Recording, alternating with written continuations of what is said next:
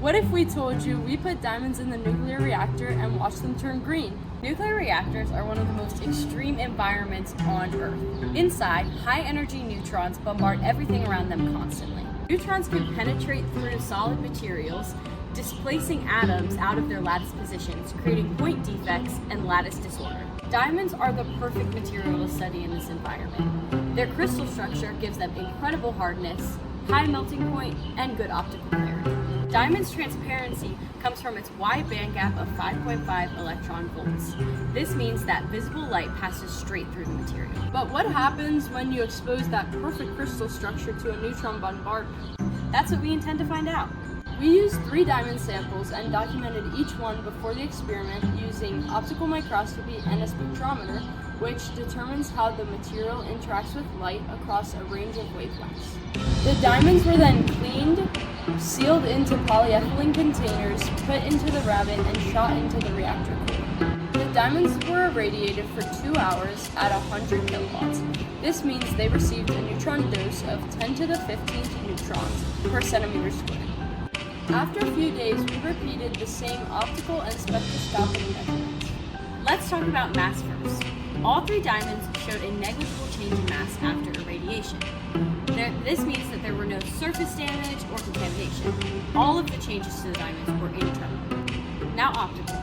The diamonds went from clear and bright to visibly darker and green, and tiny fractures became more sharply defined. These changes ran through the bulk of each stone. Emission spectra supported the optical findings. The unirradiated control diamond showed a smooth, gradual fading signal. All 3 irradiated diamonds showed a broad, elevated response across 500 to 800 nanometers. This is new optical activity. Under polarized light, the interference colors change from blue-purple to green across all samples.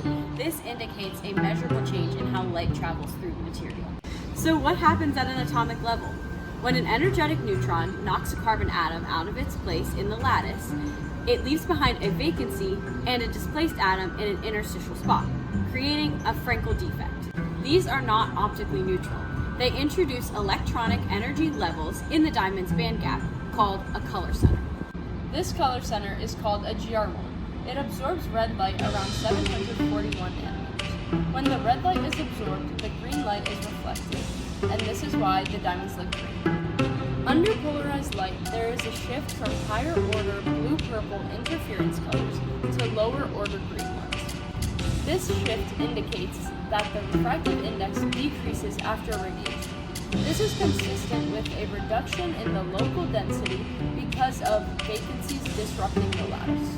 Altogether, spectroscopy, optical microscopy, and polarized light data point to the same conclusion.